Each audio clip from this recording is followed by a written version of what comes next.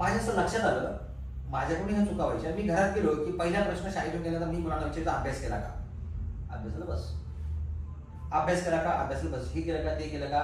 मग होतं काय माहितीये का, तुम्ही ज्यावेळेस घरात प्रवेश करताना तर तुम्ही नको शिकवता मुलांना. म्हणजे मला असं लक्षात आलं की मी घरात गेलो की अरे माझा मुलगा आनंदी होत नाहीये मी गेल्यामुळे. त्याच्या चेहऱ्यावर प्रश्नांकित आला ना, अरे वडील आली आता हे आपलं असं बोलणार. तर मी तुला ते बोलत होतो महिनाभर घरापूर्वी मी असं बोलतो वाचलंय की असं आपण ठरवूया ना की दिवसभरामध्ये मुलांना ना फक्त 3च सूचना द्यायच्या, असा सुरुवातीला ठरवायच्या. किती द्यायच्या? 3. मग आता तुम्ही सकाळी सकाळी उठले आणि आपण म्हणतो उठ, वेळ झाली उठ ना, इतक्या वेळ झोपतोस का? ही सूचना द्यायची ना किंवा हे आदेश देणार ना. मग आपण असं विचार केला करणार ना, अरे नाही आपली ही 3 द्यायच्या, एक संपून देईल ना. असं होईल.